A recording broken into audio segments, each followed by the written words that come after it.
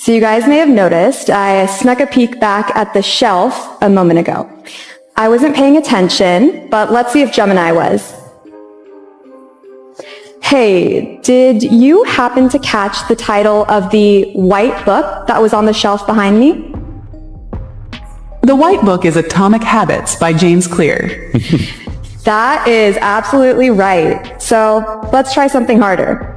I keep losing my hotel key card. Do you know where I last left the card? The hotel key card is to the right of the music record. Great. All right, I've been thinking about what Google just announced, and I don't think most people are fully catching it. They're calling it Android XR. At first glance, it just sounds like some new headset or smart glasses. But the more I listened, the more I realized this isn't about hardware. This is Google quietly stepping beyond the screen, not upgrading your phone, replacing it. We've lived inside rectangles for decades. Phones, laptops, TVs, it's all been screen-based. Google's saying that era's over. With Android XR, the goal is to move computing into your space. Glasses you wear all day. Headsets that let AI understand what you're looking at, what you're saying, even what you might want before you ask. And yeah, it's impressive. Gemini, their latest AI, isn't just part of the system. It is the system. It reacts, predicts, guides. You ask where to eat, it knows.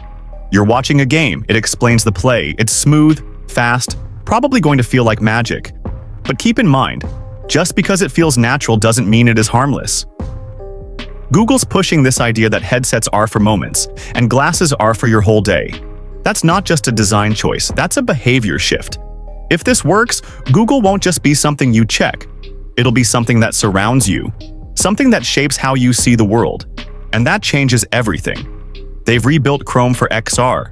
They're relaunching YouTube with immersive formats. Developers are getting new tools to bring their apps into this environment.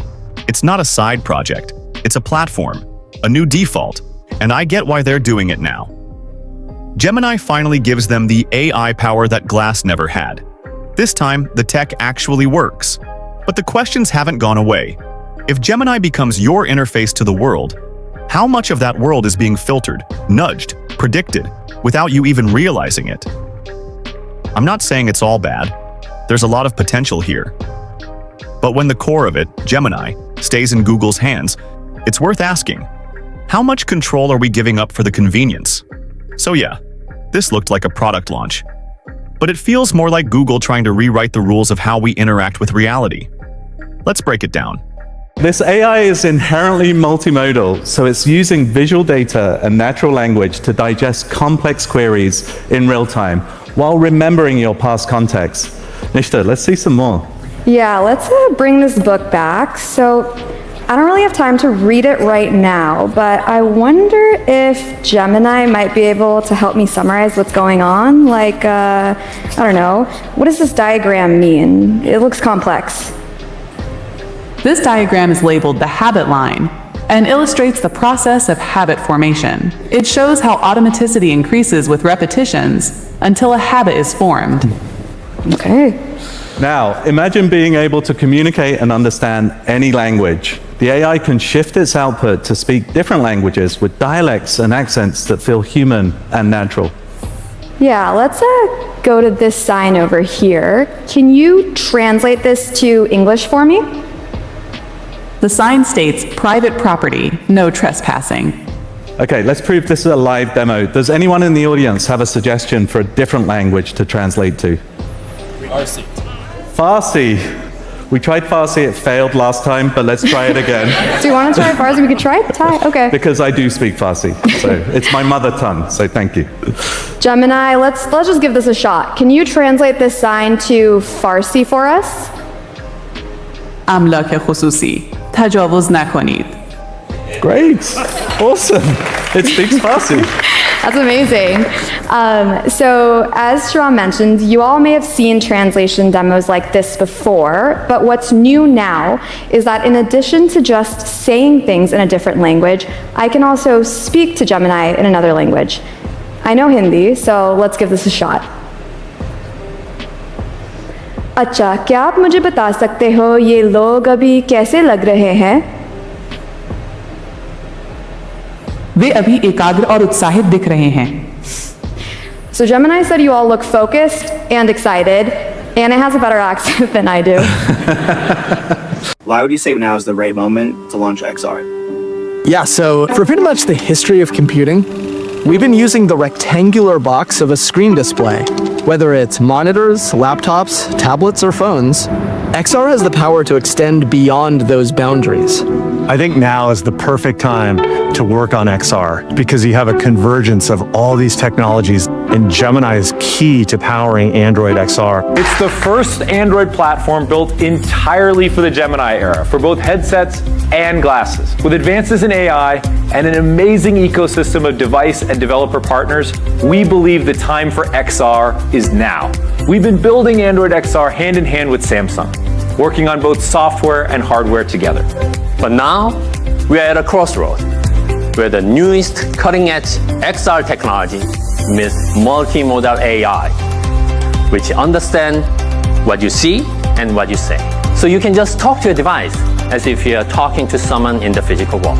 This is the next generation UI of XR. Imagine being immersed in a world that understands you and responds to your every interaction, whether through your hands, eyes, or voice. The time is now. Technology is here. With the Android XR, it is all coming together. Let's not pretend the timing here is random. Google could have launched XR a year ago, or waited 2 more, but they chose now. Why? Because they finally have the one thing their early attempts lacked: a competent AI engine. That's what Gemini is. And that's why this is a platform revealed in disguise. When they talk about moving past the rectangular box of a screen, it sounds poetic, but underneath that line is an admission. Screen-based interfaces are maxed out. We've hit a saturation point. The next frontier is making them disappear. And the only way to do that is to shift the entire user experience away from screens and into space. It's a quiet attempt to redefine what Android means when it's no longer inside your phone. We're getting started today with headsets. They're a great entry point for Android XR, and if you build for headsets, you'll be laying the foundation for other form factors that follow later. That will include glasses for Android XR. These will be designed for all-day wear. They're a natural form factor for AI, providing real-time helpful information when you need it. If you build for Android, you're already building for Android XR. Entertainment comes to life with YouTube and Google TV in totally immersive environments. Photo and video captured in 2D can be converted into a 3D memory for you to experience again and again with Google Photos. With Chrome on XR, you have an infinite, unbounded workspace. And with Google's groundbreaking multimodal AI that understands context, we completely transform the meaning of natural interaction. The first device we designed for Android XR platform is the headset. We see headset as a great starting point because they have unique capabilities that unlock a whole new way to interact with the technology. I'm very excited to present the first device designed for Android XR. Codename Project Muhan. Muhan means infinity in Korean because XR will deliver unparalleled immersive experiences in a truly infinite space. We're thrilled to show you live what it's like to experience Android XR and some of the capabilities of the platform. Hey Gemini, can you show me VR 180 videos of this place? Sure, I can help with that. We're incredibly excited for Gemini on Android XR that will power a new type of conversational multimodal experience. Designed by Filippo Brunelleschi. It's one of the largest brick domes ever constructed, and a masterpiece of Renaissance architecture. Okay, this is amazing. I definitely have to visit here, but I want to find some restaurants nearby. I'm sure we could find a place in New York. Maybe we could take the team here tonight if you're feeling seafood. Hey Gemini, can you take me to this restaurant? Sure, I can take you to the Clam in New York.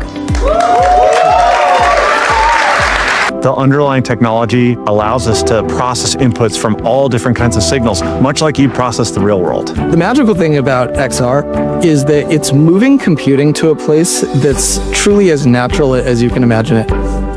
Android XR is our new platform for headsets and glasses. It offers some of the best tools for developers to use, and it reduces a lot of the friction. What's quietly revolutionary here is the way Google frames XR as an environment, not a feature. By saying it can process signals like you process the real world, they're implying a system that listens, watches, and reacts constantly. That's omnipresence. The problem? No one's really asking for that. Google's betting that if they can make the interface seamless enough, if it just feels like magic, then we'll skip right over the privacy questions. But that assumption is risky. Passive interfaces don't just require trust. They demand it. And unless Gemini can prove that it's more than just another data-hungry observer, people may reject this vision before it even leaves beta. Still, if they pull it off, Android XR becomes the new default layer for everyday computing. Not because people asked for it, but because it just sort of showed up and worked. Today, we're excited to launch the developer preview of the Android XR SDK.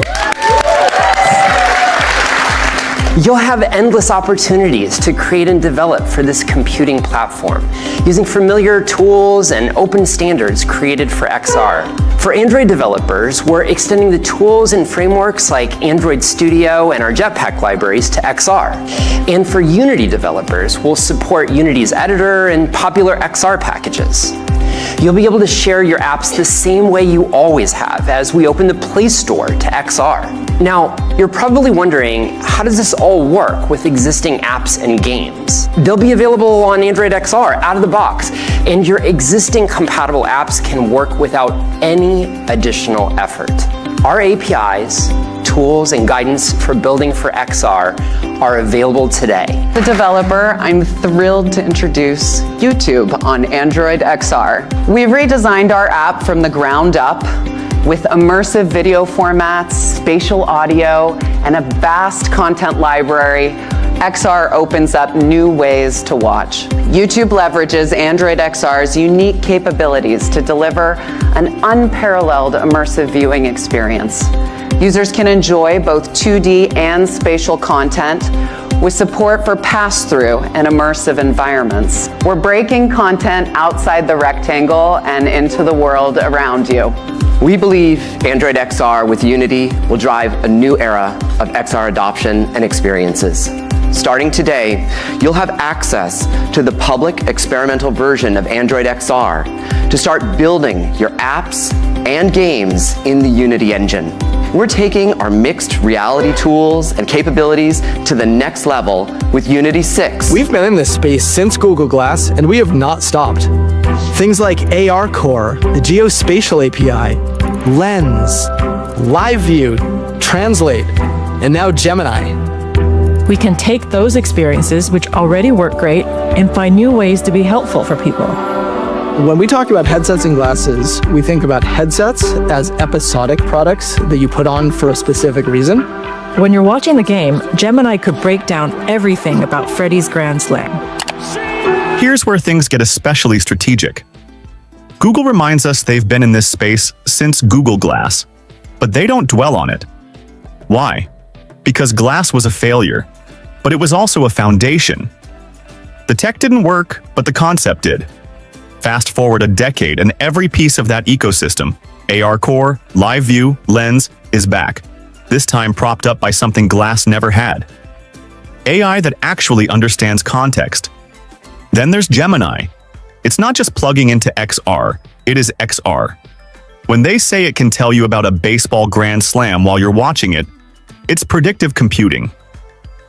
The system is learning what to say before you ask. Whether that's helpful or unsettling depends on how deeply you trust Google to filter your reality. 6 years ago, we launched AR Core.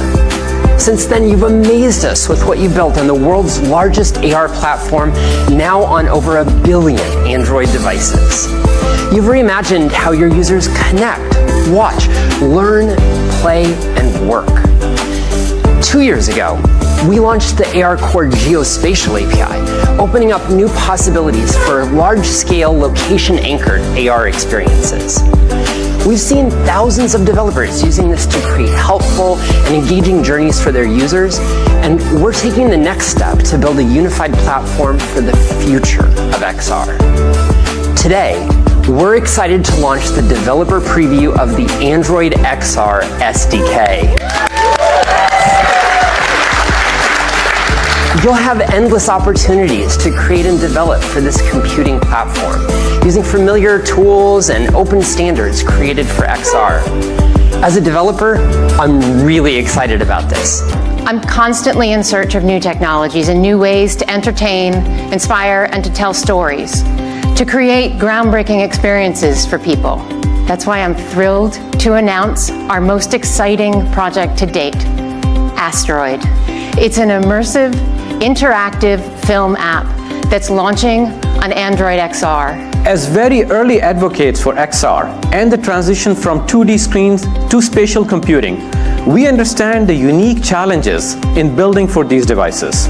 We are thrilled that Spaces developers will now be able to seamlessly transition their apps to Android XR while continuing to support existing Snapdragon Spaces devices.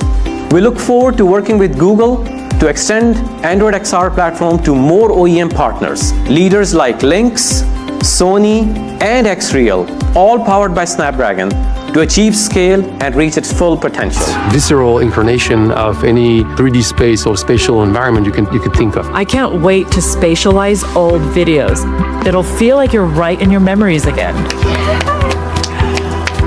And then we think about glasses as all-day products that you use to get value throughout your day. Our technology really enables us to shrink down the displays that go into the glasses.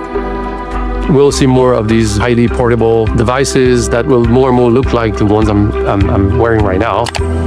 This quietly draws a line in the sand between headsets and glasses, and it's more philosophical than it sounds.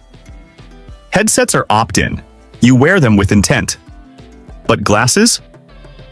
Glasses are ambient, persistent. They don't interrupt your day, they live inside it. And that's the angle Google's really going for here.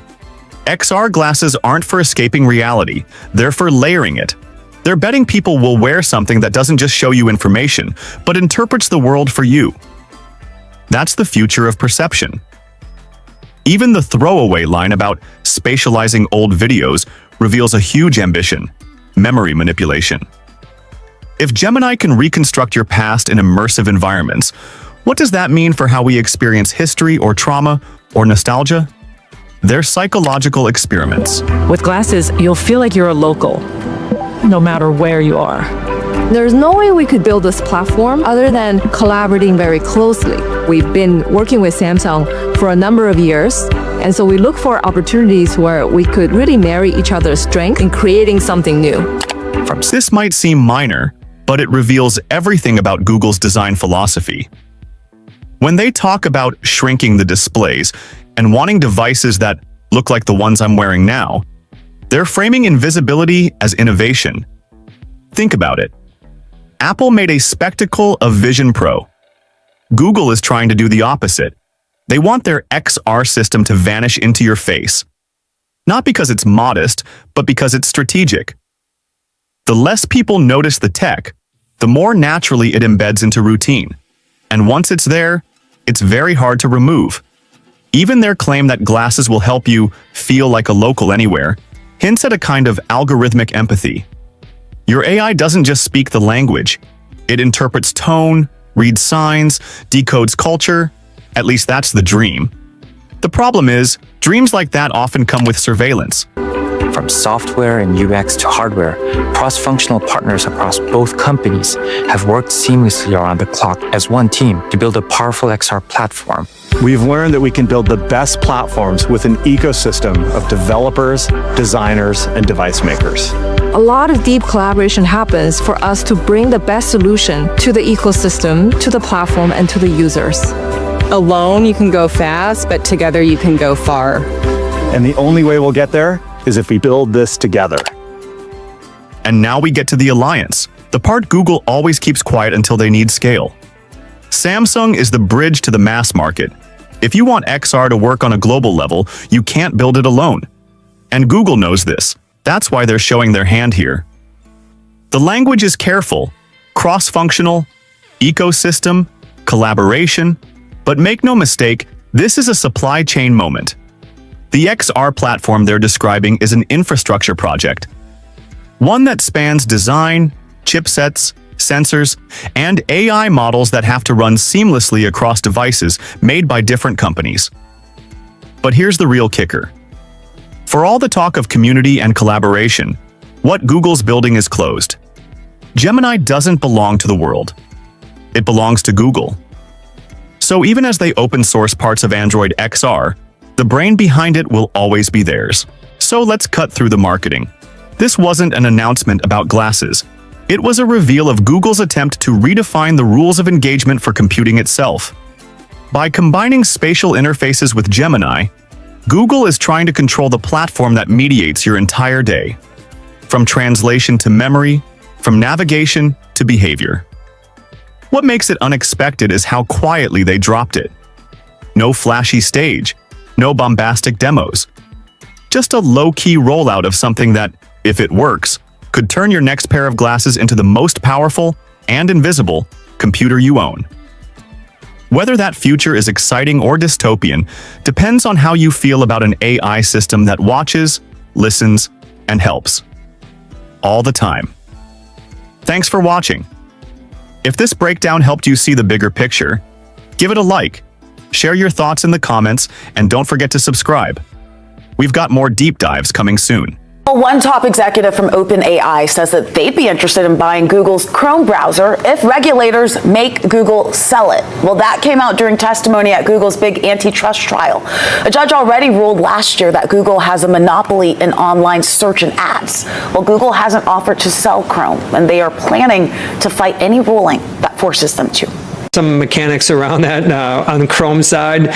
Didn't seem like there was much of a bidder, but OpenAI wants to bid for that. I think that just shows you how these two companies are fighting for the consumer. That's the bid on Chrome. So, Karen, I think that there are opportunities to kind of spin these out. OpenAI was first to raise their hand about, hey, we'll buy Chrome. That made me crack up. Let's hand the prior monopoly's most important asset to the new upcoming monopoly and let them get even bigger. That would be the last possible thing that you would want to happen. All of distribution and all of identity are consolidated in a very small number of places. And you've even got people like Elon, who's a tech person, over there in the government trying to consolidate data systems, consolidate your social security records with your IRS records. They're basically trying to become another identity player in this game. So here's the headline that caught everyone off guard.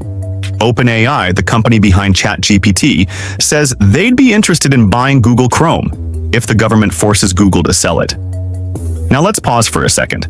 This isn't some rumor or clickbait. This came straight from the courtroom.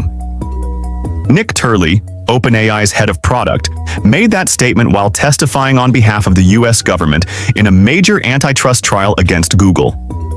The case is focused on one thing: whether Google's control over online search is so extreme that it's choking out competition and innovation.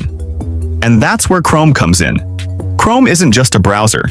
It's the most used gateway to the internet, used by nearly 2/3 of all internet users. That's billions of people.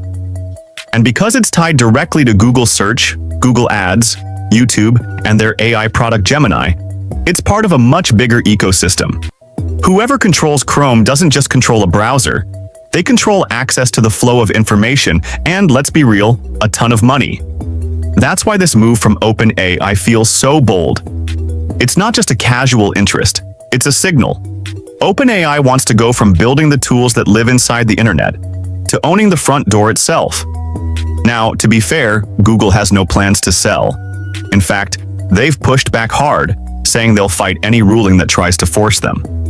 But just the fact that Chrome is even being discussed as a possible asset to break off tells you how serious this trial is, and how real the threat is to Google's dominance. Now, from OpenAI's perspective, this makes perfect sense. Turley even admitted they reached out to Google last year to try and license their search technology for ChatGPT. They wanted to improve their responses by giving ChatGPT access to Google's index. But Google shut it down. So now OpenAI's thinking, if we can't partner with you, maybe we'll just take the whole browser when the chance comes. But here's where it gets tricky. Let's say Google is forced to sell. Are we solving the monopoly problem or just handing it to another player? That's what some people are worried about. You're taking control away from a dominant search company and giving it to a dominant AI company. That's not exactly decentralizing power. It's just reshuffling it. Still, this tells us a lot about the direction OpenAI wants to go. This isn't just about answering questions better. It's about controlling how people access the internet in the first place. And if that doesn't make you rethink the future of tech, I don't know what will. But all of this leads to one big question. Why is Google even on trial in the first place? Why is the government trying to break them up? And what exactly did Google do that could put Chrome on the chopping block? Federal judge ruled that it holds an illegal monopoly in some online advertising markets. Deirdre Bosa digging into what it means for the tech giant in today's Tech Check. Some more antitrust problems for Google. More antitrust, and so you would be forgiven for losing track of all the different lawsuits and pressures that Google is facing. It is a lot. The latest ruling to come down, it centers on the ad tech case, and it opens the door for a forced breakup of Google's ad business, something regulators have been after for years. Now, ads, of course, still very much the bread and butter of Alphabet, making up some 75% of total revenue. So breaking up the ad tech stack, that represents a direct threat to the financial foundation of the company itself. Now, Google in a statement says, quote, "We disagree with the court's decision regarding our publisher tools. Publishers have many options and they choose Google because our ad tech tools are simple, affordable, and effective." But key here, this is now the second active case where U.S. courts could force Google to sell off key assets. Next week, the remedy trial gets underway in the online search case where the DOJ is pushing for a breakup of Google's Chrome browser, key to its ecosystem. Now, it's not just the U.S. coming for Google either. It's Europe, China, Japan. They have all opened up cases, making the pressure global and the stakes even higher. To be sure, it will take months, potentially years, for remedies or fines to flow through. But something we often talk about is that regulatory scrutiny, it diverts resources, talent, attention away from the core, like we saw Microsoft decades ago. And Google's core right now is a once-in-a-generation opportunity, artificial intelligence. Google is still seen as playing catch-up, and the race is only speeding up. A bright spot, perhaps, though, is that Google has notched a number of wins in recent months with Gemini and its different integrations. It doesn't seem like regulation has thrown off its focus quite yet. Valuation, though, that's another story. Google still holds the lowest earnings multiple of the Mag 7. Investors seeing regulatory threat as very real, and that makes an impact. In fact, tech is not getting any kind of regulatory break in the second Trump administration, as many had hoped. We talked about this last hour. FTC versus Meta, that's moving forward, threatening to split off Instagram and WhatsApp. Guys, the charm offensive from mega cap CEOs leading up to the second Trump administration. The judge has given a partial ruling. So in some areas, yes, it says that Google has a monopoly in advertising tech markets, not in others. What is the language the judge used? What do we know? Yeah, that's exactly right, Ed. The judge is finding that Google has violated the Sherman Antitrust Act, Section 2 of it specifically, by willfully, and this is the judge's words, acquiring and maintaining monopoly power in the open web display publisher ad server market and the open web display ad exchange market. So servers and exchanges are what they have found to violate antitrust laws here. And the judge goes on to say that the court is going to be setting a briefing schedule and a hearing date to determine the appropriate remedies for these antitrust violations. It becomes a question, of course, of what those remedies are, knowing that this is not the first antitrust difficulty that Alphabet is facing, as Google already was found in a separate case to have also monopolized the search market, and the Justice Department is looking for a spin-off of its Chrome browser, specifically in a case related to search. So it becomes a question of whether or not there may be advertising portions of Google's business that also will be looking at spinning off. If that is what the U.S. pursues, the judge is going to consider all avenues. But the point here, Ed, is this is a second big loss for Google in the courts, as they have been found to violate antitrust rules when it comes to ad exchanges and servers. The judge did not find justification of a monopoly for a third market of tools that is used by advertisers to buy display ads, but still on 2 out of 3, essentially, the judge has ruled against this giant technology company. So after hearing that OpenAI might want to buy Chrome, you might be wondering, why is that even on the table? Why would Google ever have to give up something that important? The short answer? The US government is taking Google to court over monopoly power. Again. And this time, they're playing for keeps. Let's break it down. Right now, Google is at the center of not one, but two major antitrust cases. In one case, the Department of Justice is going after its advertising business, the backbone of Google's revenue. Ads account for roughly 75% of Alphabet's income, so any threat to that ecosystem is a direct hit to the company's financial core. A judge already ruled that Google holds an illegal monopoly in certain ad markets, specifically the display ad server and exchange systems. That alone would be enough to keep most companies on defense. But here's where it gets even bigger. The second case, the one we're focused on, targets Google's dominance in search and the tools it uses to maintain that dominance, like the Chrome browser. Think about it. Chrome isn't just how people browse the web, it's how they get to Google search. And Google has spent years locking in that position. They've made billion-dollar deals with Apple, Samsung, and others to ensure their search engine is the default. That's key because, as Microsoft CEO Satya Nadella said under oath, defaults are everything. Most people never change them, so when the DOJ argues that Google is using Chrome to unfairly maintain control of the search market, it's not a fringe theory. It's strategy. Google controls the browser. They control the search. They control the ads that appear once you search. That's an entire funnel. And here's the kicker. A federal judge has already ruled that Google did violate antitrust law in search, just like it did in ads. We are now in the remedy phase, meaning the court isn't deciding if Google is guilty, it's deciding what to do about it. And that's how we got to this moment. The idea of forcing Google to sell Chrome as a remedy. Now, from Google's side, they're pushing back hard. Their attorneys say they won their place in the market fair and square, and they argue that forcing a breakup would hurt users, limit innovation, and even threaten America's tech leadership globally. They've also warned that it could force them to share private user data with competitors, something that opens up a whole new privacy debate. And they're not wrong to be worried, because it's not just the US anymore. Europe, Japan, and even China are lining up with similar cases. The pressure is global, and it's growing. But let's be honest, Google didn't get here by accident. When you have over 90% of the global search market, and when you're paying billions just to keep it that way, it's hard to argue that the playing field has been fair for smaller competitors. And now that we're in the AI era, the stakes are even higher. The DOJ is worried that Google could use its head start in AI, through Gemini and deep integration into its products, to push even further ahead and lock out competitors before they even get a chance. The idea of seeing a robot interact with the world, there's not a person controlling it, yet it's doing all these things. That is the most exciting type of intelligence. I'm a PhD student at Georgia Tech. I work on problems at the intersection of computer vision and robotics, answering the question, how can humans teach robots how to do things by using data that has been captured from an egocentric perspective? We are trying to use what we call human data. We capture how humans interact with the world, and that data gets used to train a robot. But we can actually capture this kind of data with ARIA glasses. It really checked the boxes, which is it's recording a front-facing RGB image, it's tracking your hands in 3D space, and it's localizing the glasses. It actually captures the environment, builds a map, and knows precisely where the glass is at any given moment. We have tried to make this an out-of-the-box solution. That means you can put them on, pair your glasses with the companion app, and start recording data right away without writing any code. We look at ARIA as an investment in the research community. What personally motivates me is to see the creativity of how these researchers are solving problems. Oh, it's stuck.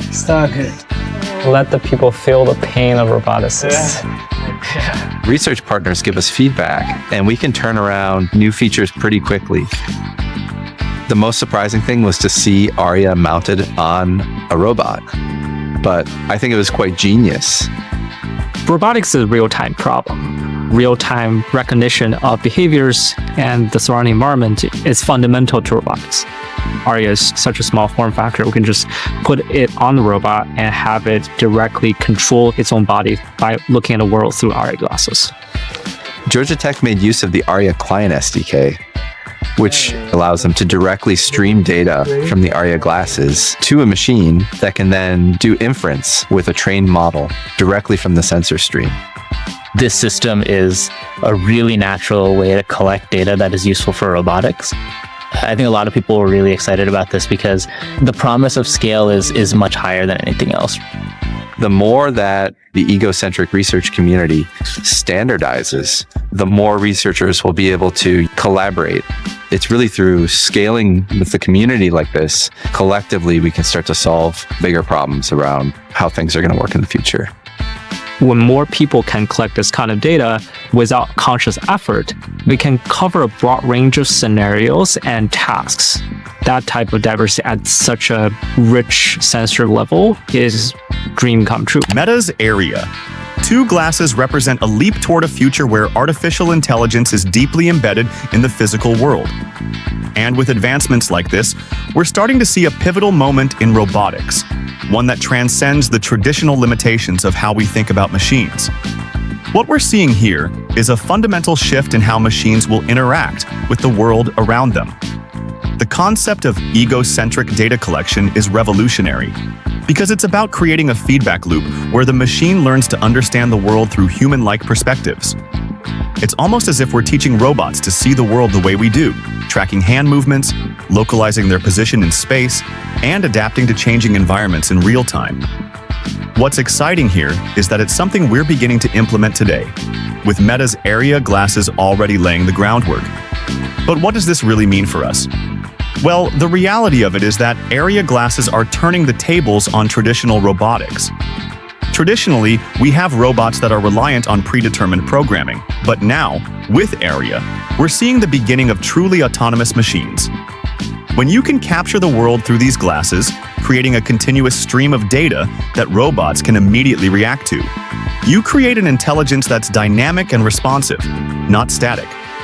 Take the example of Georgia Tech's collaboration using Aria glasses. The way this data is streamed and then immediately processed by machines for real-time decision-making is key to the next generation of robotics.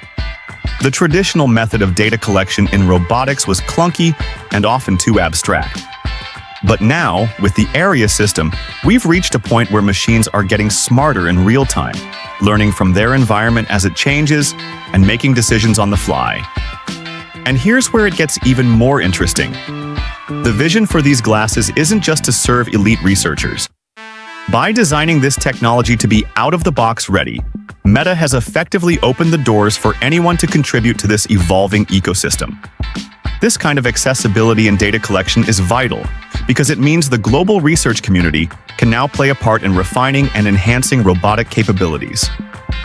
The more diverse the data, the more robust the model, and that in turn accelerates progress in real-world applications, from autonomous vehicles to industrial automation.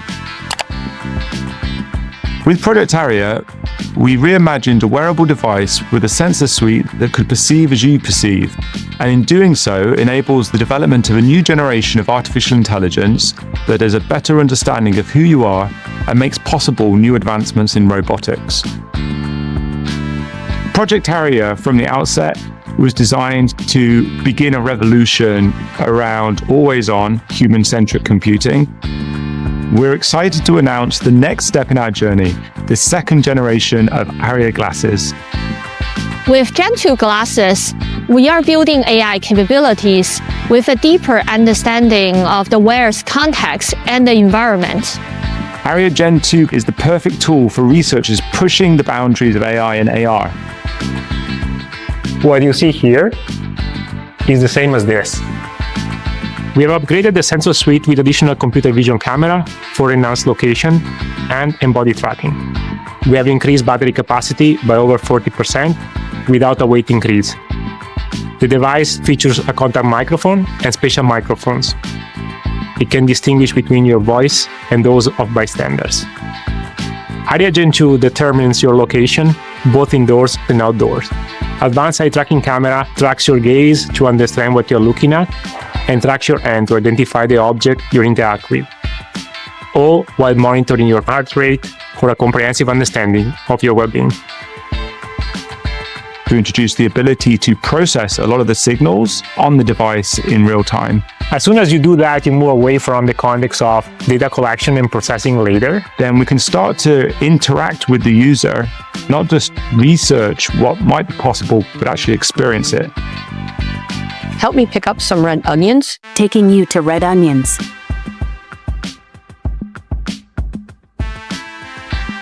Red onions are here. Very important parts of Project Harrier has been building partnerships with companies and academic research labs that have reach far beyond our own. We stay committed to research processes that safeguard personal information.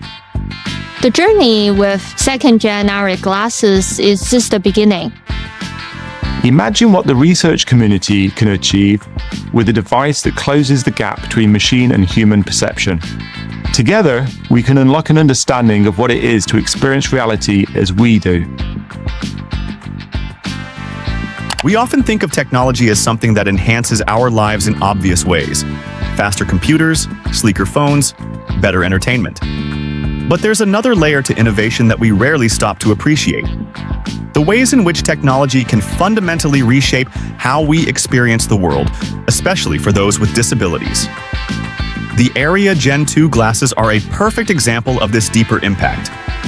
For individuals like Sharon Giovinazzo, who lost her vision at 31, this technology is restoring a sense of independence that most of us take for granted. Imagine for a moment losing your sight and the profound effect it has on your daily life. Beyond the obvious physical challenges, there's the loss of autonomy, the constant need for assistance, and the barriers that arise in what should be mundane tasks. Sharon's journey through the grocery store is a personal triumph of doing something so simple, yet so profound, doing it on her own terms.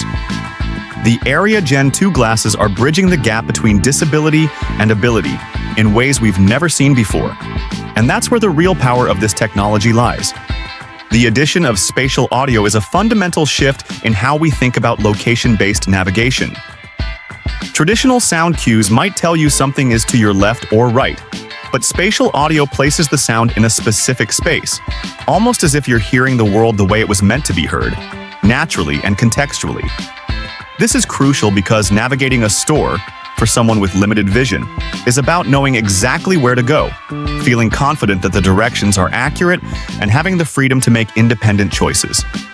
The ARIA glasses take something as simple as picking apples, something that most of us don't think twice about, and make it an exercise in empowerment.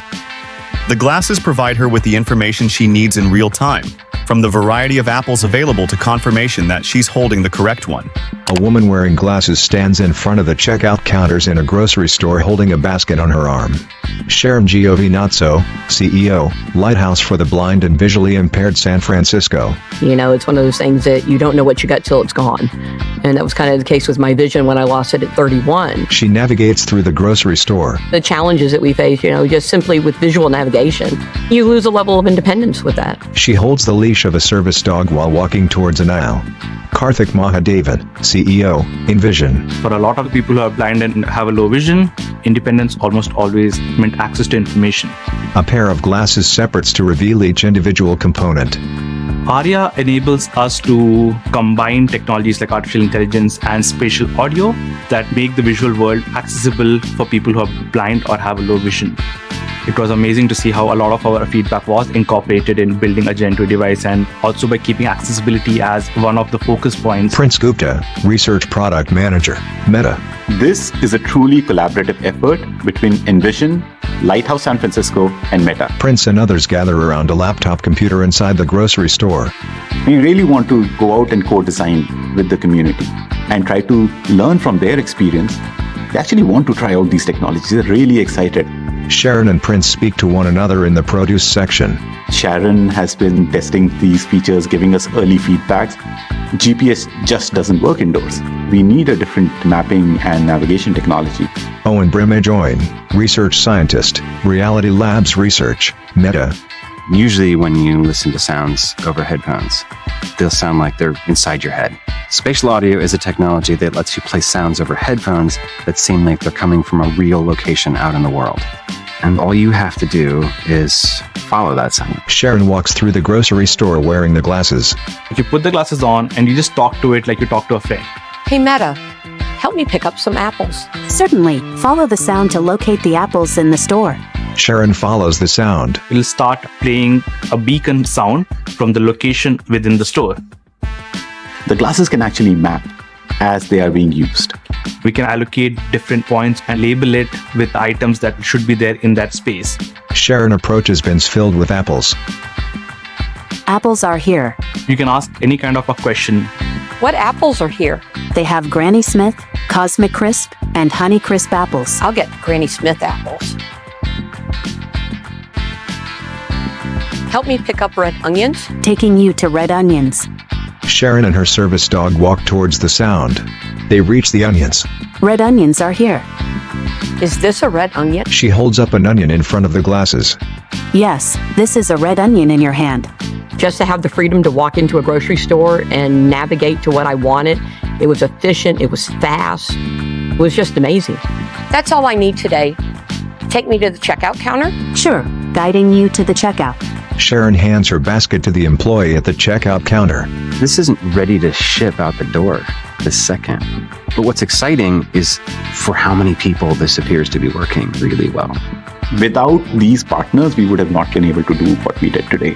The employee hands Sharon her bag of groceries. Thank you. Have a great day.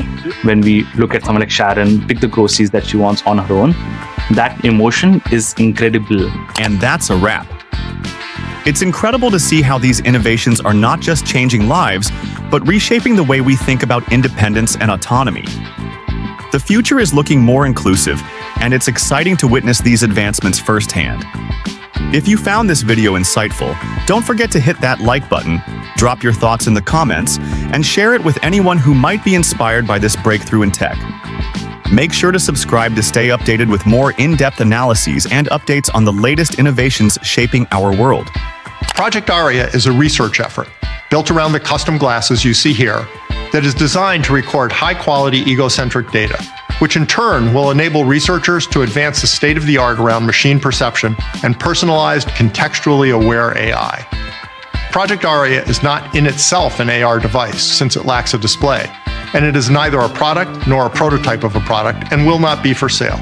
It is a research tool, and it is a critical step on the path to live maps and the interface of the future.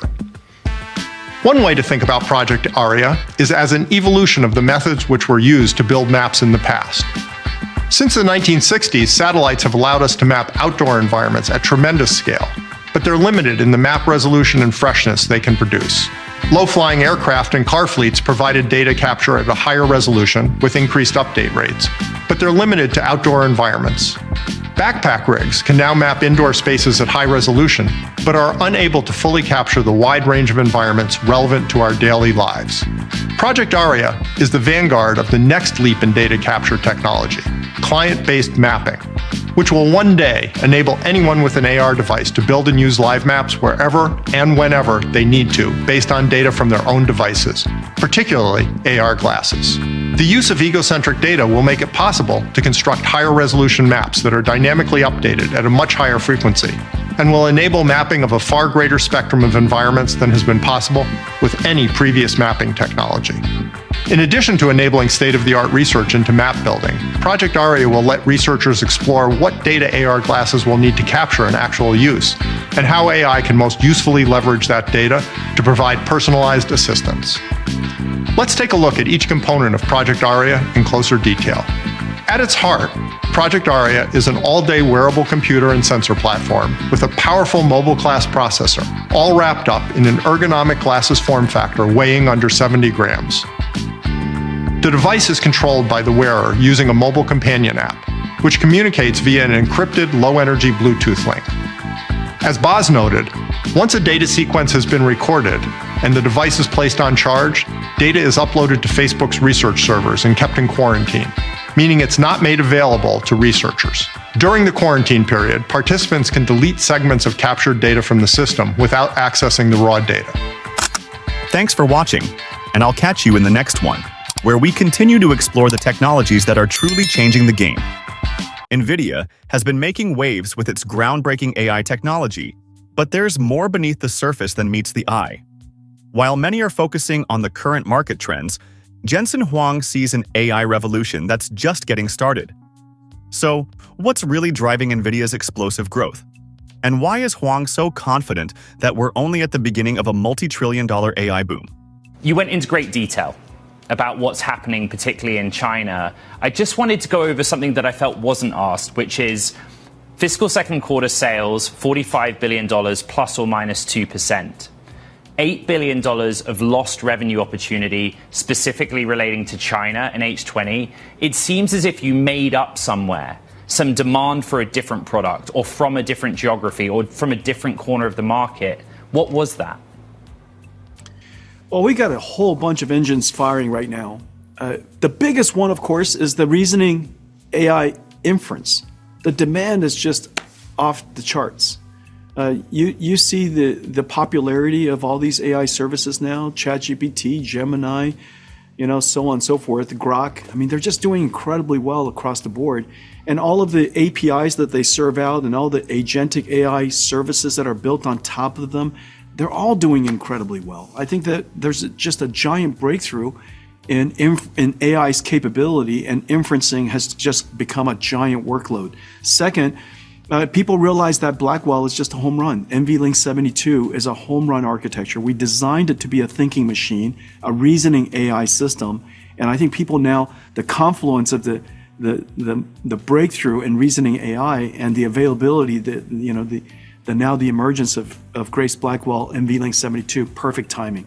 I think that's at the core, a big part of it. And the second part of it is that our supply chain is growing and we're really ramping it up and they're doing fantastically for us. And so all of these things are all coming together. And so it is fair to say that some of that additional supply on Blackwell and the demand for Blackwell kind of made up for the opportunity lost in China, at least in the outlook for this current period? Yeah, I guess so. All right, welcome to the Grok 4 release here. This is the smartest AI in the world, and we're going to show you exactly how and why. It really is remarkable to see the advancement of artificial intelligence, how quickly it is evolving. I sometimes compare it to the growth of a human and how fast a human learns and gains conscious awareness and understanding. And AI is advancing just vastly faster than any human. We're going to take you through a bunch of benchmarks that Grok 4 is able to achieve incredible numbers on. But it's actually worth noting that Grok 4, if given like the SAT, would get perfect SATs every time, even if it's never seen the questions before. And if even going beyond that to say like graduate student exams like the GRE, it will get near perfect results in every discipline of education. So from the humanities to like languages, math, physics, engineering, pick anything, and we're talking about questions that it's never seen before. These are not on the internet, and Grok 4 is smarter than almost all graduate students in all disciplines simultaneously. Like, it's actually just important to appreciate that's really something. And the reasoning capabilities of Grok are incredible. So there's some people out there who think AI can't reason, and look, it can reason at superhuman level. And frankly, it only gets better from here. So we'll take you through the Grok 4 release and show you like the pace of progress here. I guess the first part is in terms of the training, we're going from Grok 2 to Grok 3 to Grok 4. We've essentially increased the training by an order of magnitude in each case. So it's 100 times more training than Grok 2, and that's only going to increase. So it's frankly, I don't know, in some ways a little terrifying, but the growth of intelligence here is remarkable. The rapid rise of AI has fundamentally altered the landscape of technology, and at the heart of this transformation is NVIDIA, led by its visionary CEO Jensen Huang. he highlights a tectonic shift, one that NVIDIA is helping to orchestrate. AI has evolved past the simple computational tasks it once handled. We're now in the era of reasoning AI. For the first time, we're seeing systems that don't just process data. They understand it, interpret it, and make decisions based on it. Huang mentions the surge in demand for services like ChatGPT, Gemini, and Grok. What's interesting here is how these AI services are creating an ecosystem. We're seeing an interconnected web of AI platforms that are feeding into one another, accelerating the development of each. But Huang doesn't stop there. He points to NVIDIA's Blackwell architecture, a system that has been meticulously designed to handle reasoning AI. This is crucial because while many tech companies are playing catch-up, NVIDIA is anticipating the future. Their Blackwell architecture is about designing systems that think, reason, and adapt, opening up possibilities for machines that work in ways that feel almost human. This is what sets NVIDIA apart because they're setting them. NVIDIA is at the forefront of this movement, and the market's demand is proof. The company's ability to deliver on this vision is directly tied to their technological innovation and strategic foresight. The future of AI is in the hands of companies like NVIDIA, and they're driving it. Oh, but you can't underestimate the importance of the China market. This is the second largest AI market. This is the home of the world's largest population of AI researchers. And we want all of the world's AI researchers and all of the world's developers to be building on American stacks. And so, irrespective of the near-term revenue success that we have, we can't ignore the fact that the Chinese market is very important. You explained, again, in some detail, that at least in the Hopper architecture, you have engineered down to the lowest spec possible. It's not possible to do anything different with Hopper for the Chinese market. But in your consideration for a different architecture or a chip for the Chinese market, is that what we're talking about, a new design or new class? And have you made that proposal to the administration, just designing from the ground up a new chip?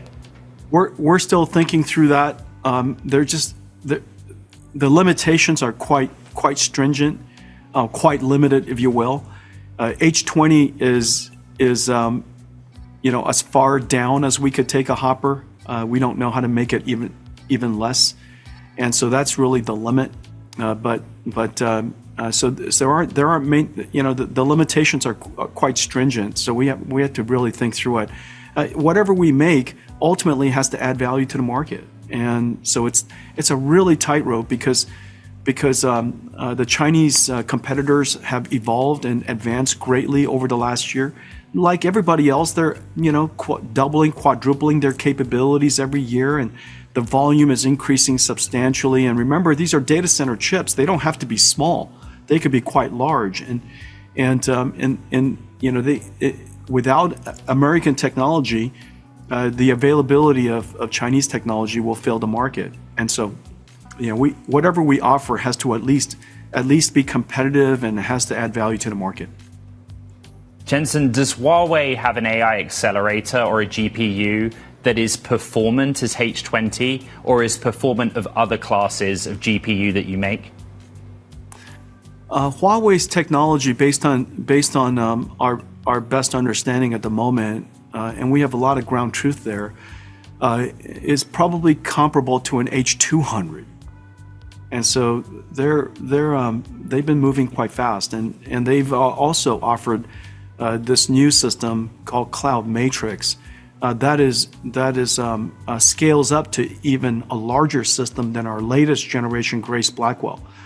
And so Huawei, as you know, is a formidable technology company, and they're not sitting still, and they look for ways to compete, and they're quite formidable.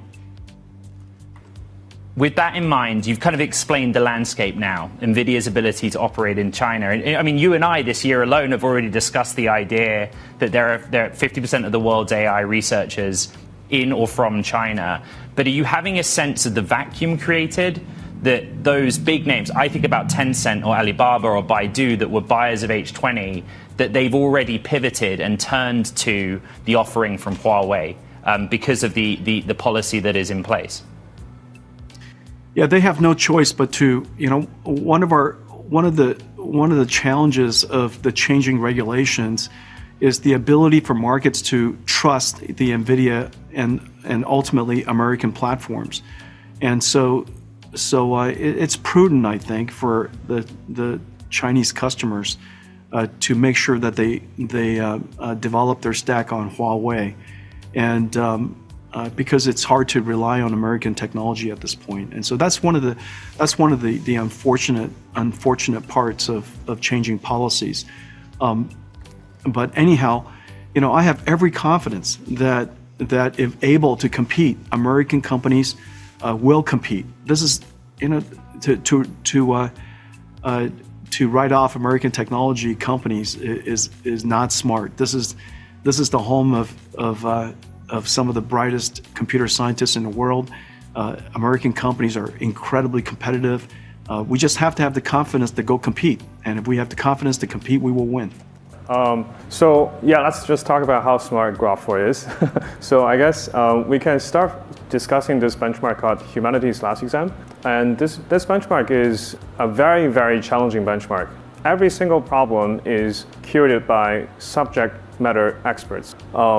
It's in total 2,500 problems, and it consists of many different subjects: mathematics, natural sciences, engineering, and also all the humanities subjects. So essentially, when it was first released, actually like earlier this year, most of the models out there can only get single-digit accuracy on this benchmark. Yeah, so we can look at some of those examples.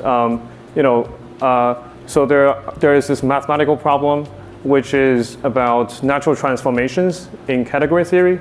And there's this organic chemistry problem that talks about electrocyclic reactions. And also there's this linguistic problem that tries to ask you about distinguishing between closed and open syllabus from a Hebrew source text. So you can see also it's a very wide range of problems. And every single problem is PhD or even advanced research level problems. Yeah, I mean, there are no humans that can actually answer these, can get a good score. I mean, if you actually say, like, any given human, what's the best that any human could score? I mean, I'd say maybe 5% optimistically.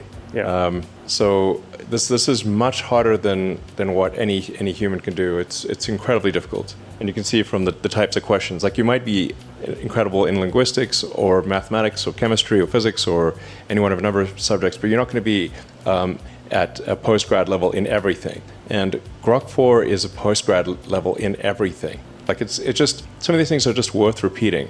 Like Grok4 is postgraduate, like PhD level in everything. Better than PhD, but like most PhDs would fail. So it's better that said, I mean, at least with respect to academic questions, I want to just emphasize this point. With respect to academic questions, Grok4 is better than PhD level in every subject, no exceptions. Let's give a moment to the geopolitical landscape Huang touches on. The China question is one that looms large for any tech company with global ambitions, and NVIDIA is no exception. Huang doesn't mince words when he talks about the loss of revenue opportunities in China. As he rightly points out, China is home to some of the most talented AI researchers in the world. Losing access to that market would be a serious setback, but Huang isn't painting this as a simple problem. Instead, he's framing it as a challenge NVIDIA is equipped to face head-on.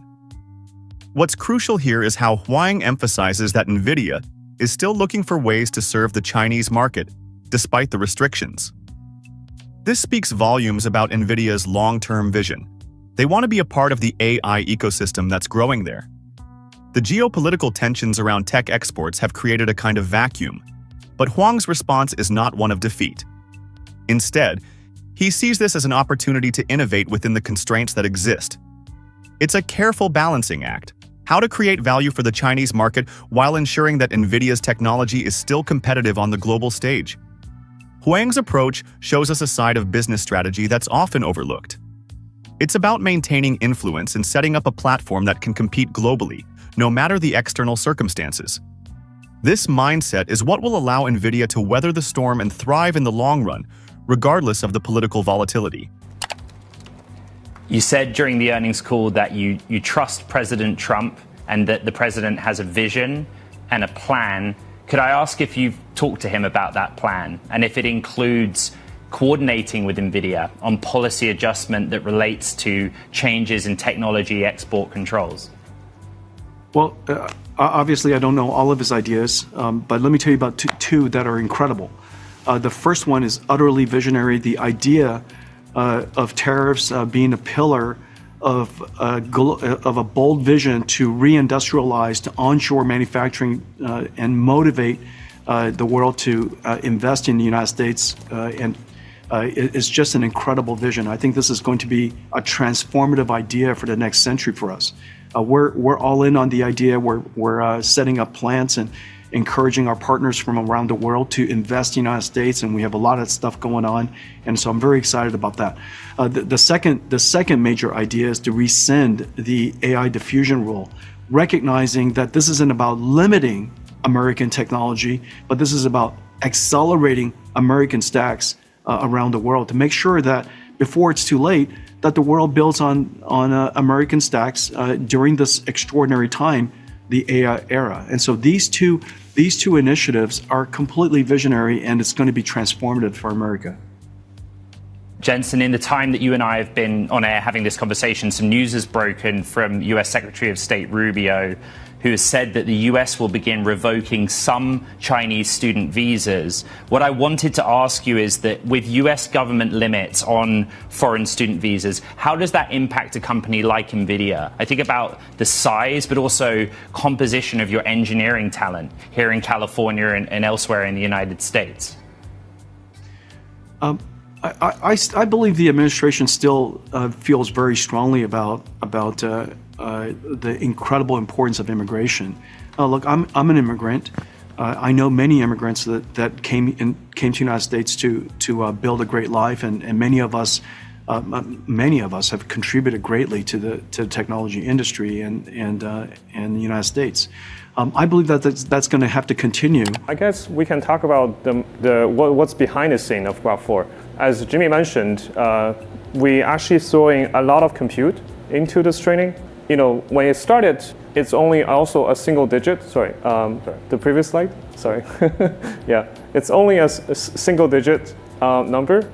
But as you start putting in more and more training compute, it started to gradually become smarter and smarter, and eventually solved a quarter of the HLE problems. And this is without any tools. The next thing we did was to adding a tools capability to the model. And unlike Grok 3, I think Grok 3 actually is able to use CRO as well, but here we actually make it more native in the sense that we put the tools into training. Grok 3 was only relying on generalization. Here, we actually put the tools into training. And it turns out this significantly improves the model's capability of using those tools. Yeah, I remember we had like deep search back in the days. Yeah. So how is this different? Yeah, exactly. So deep search was exactly the Grok 3 reasoning model, but without any specific training, but we only asked it to use those tools. So compared to this, it was much weaker in terms of its tool capability. And unreliable. Yeah. And unreliable, right. Yes. And to be clear, like these are still, I'd say, this is still a fairly primitive tool use. If you compare it to, say, the tools that are used at Tesla or SpaceX, where you're using, finite element analysis and computational fluid dynamics, and you're able to run, or say like Tesla does, like crash simulations where the simulations are so close to reality that if the test doesn't match the simulation, you assume that the test article is wrong. That's how good the simulations are. So Grok is not currently using any of the tools, the really powerful tools that a company would use, but that is something that we will provide it with later this year. So we'll have the tools that a company has, and have very accurate physics simulator. Ultimately, the thing that'll make the biggest difference is being able to interact with the real world via humanoid robots. So you combine sort of Grok with Optimus, and it can actually interact with the real world and figure out if it can formulate an hypothesis and then confirm if that hypothesis is true or not. So we're really, think about like where we are today. We're at the beginning of an immense intelligence explosion. We're in the intelligence Big Bang right now. And we're at the most interesting time to be alive of any time in history. Yeah. Now, that said, we need to make sure that the AI is a good AI, good Grok. Then he addresses a key aspect of NVIDIA's competitive landscape, Huawei. While NVIDIA is trying to maintain its lead, companies like Huawei are rapidly catching up, particularly with the introduction of systems like Cloud Matrix. Here, Huang does something rare. He acknowledges it and underscores the need for NVIDIA to keep innovating. What's interesting here is how Huang doesn't seem threatened by Huawei's advancements. Instead, he takes the opportunity to underline NVIDIA's strength, its relentless focus on making its technology better, not just on keeping up with competitors. This is where NVIDIA's leadership really shines. Rather than focusing on beating others, they focus on continually evolving their own capabilities. This speaks volumes about the company's confidence in its vision. Huang's ability to acknowledge the competition while simultaneously showcasing NVIDIA's strengths reflects a level of strategic maturity. The AI race is about who can sustain innovation over time, and NVIDIA's focus on scaling its technology and maintaining flexibility gives it the edge. Remember, people from all over the world want to come to the United States. This is just such an extraordinary country with such incredible opportunities. We want the brightest to come here. We don't want others to, we don't want everybody to be able to come here, and there should be rules, but nonetheless, for the ones that really can make a contribution, want to make a difference, we want to make it possible for them to come here and bring their great ideas, bring their great intellect, and help us build a great America. And so I think the administration is all in on that, and I don't think anything that they've said changes that. Jensen, I surveyed our Bloomberg Technology audience around the world for questions for you, and I think the most common question is understanding who NVIDIA's customers are away from the hyperscalers, but actually many questions about Elon Inc. and whether Tesla and xAI in aggregate might actually be one of the biggest customers you have. You think about not just the data center chips, but the chips specific for Optimus or in the cars. The Omniverse component. Could you speak a little about that? We do a lot of business with Tesla and xAI. Elon's as you know, is just an extraordinary engineer, and I love working with him. We've built some amazing computers together. We're going to build many more computers together, and the work that he's doing in Grok, his self-driving car. His Optimus. These are all, every single one of them world class. Every single one of them revolutionary. Every single one of them are going to be gigantic opportunities. And we're delighted. I'm delighted to be working with him on that. And so I think the Optimus opportunity is just right around the corner. It's very likely that human robots are going to be robots that we can deploy into the world relatively easily. And this is the first robot that really has a chance to achieve the high volume and technology scale necessary to advance technology. And so I think this is likely to be the next multi-trillion-dollar industry. I'm very excited for him. Jensen, let's end by talking about Europe. You alluded to a trip you're taking next week. It sounds as if the infrastructure build-out in Europe is coming. Where will you be visiting and who will you be speaking with? Well, I'm going to leave the who as a surprise for all of you, but I'll be seeing lots of heads of states, and I'll be in France and UK and Germany and Belgium, and I think that it's very clear now that every country recognizes that artificial intelligence, like electricity, like internet, like communications, is part of a national infrastructure. No society could do without intelligence, as you know, and there's an awakening that every country has to take some initiative to ensure that their country and their society has access to artificial intelligence. And so we're really delighted to be able to work with work with the European countries to bring AI infrastructure to them and work with them to build AI factories. There's an umpteen number of AI factory projects in discussion and development, and so I'm really excited to make this trip. We're going to be all over Europe. And the thing that I think is most important for AI safety, at least my biological neural net tells me, the most important thing for AI is to be maximally truth-seeking. So this is a very fundamental. Like you can think of AI as this super genius child that ultimately will outsmart you, but you can still you can instill the right values and encourage it to be sort of truthful, honorable, good things like the values you want to instill in a child that would ultimately grow up to be incredibly powerful. So this is really, I'd say, we say tools. These are still primitive tools, not the kind of tools that serious commercial companies use. But we will provide it with those tools, and I think it will be able to solve with those tools real-world technology problems. In fact, I'm certain of it. It's just a question of how long it takes. Yes, exactly. So is it just compute all you need, Tony? Sorry? Is it just compute all you need at this point?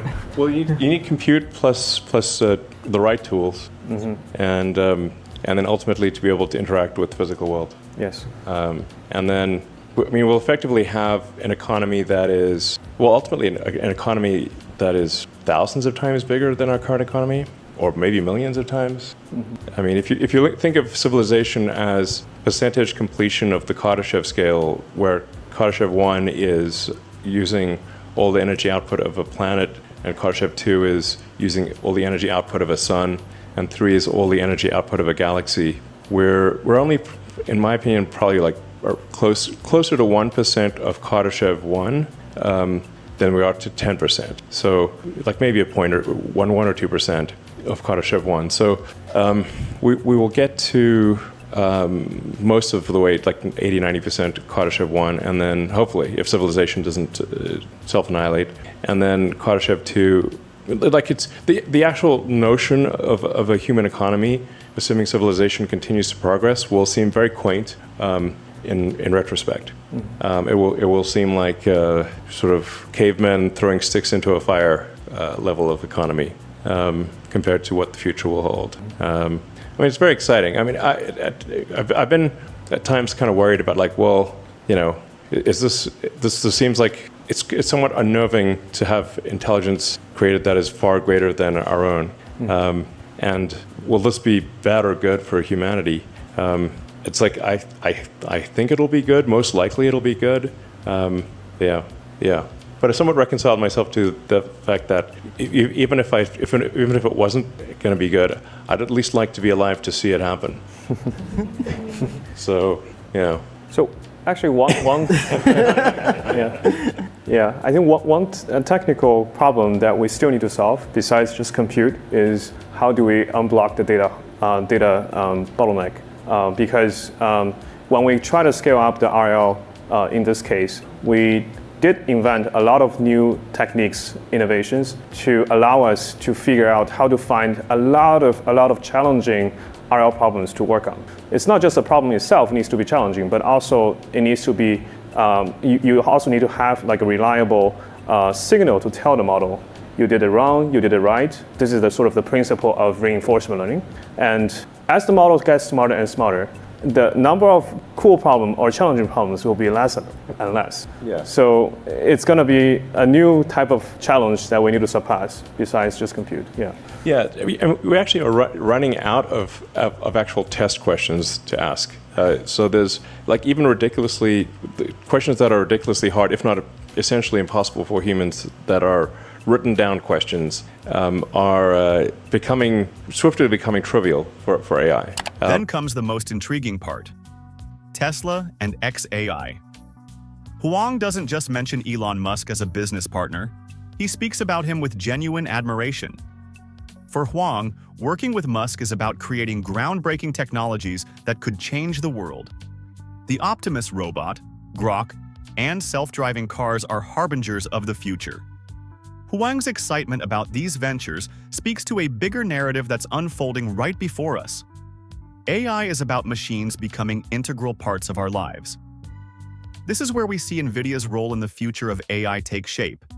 It's about the vision of a world where human-like AI systems exist alongside us. Musk's ambitions for Grok and Optimus are world-changing, and Huang is fully on board, seeing these innovations as the cornerstone of future AI-driven industries. What's particularly exciting here is Huang's take on the potential scale of these technologies. He talks about the possibility of human robots being deployed at scale, something that hasn't been possible until now. The notion that AI robots could one day become a multi-trillion-dollar industry sounds far-fetched, but Huang's confidence suggests otherwise. We've seen this narrative before. Revolutionary technologies often seem out of reach until someone, like Musk or Huang, figures out how to make them a reality.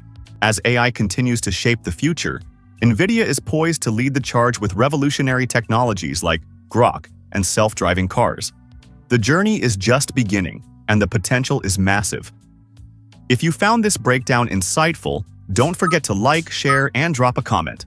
Subscribe for more in-depth analyses and exclusive content on the future of AI and tech. See you in the next one.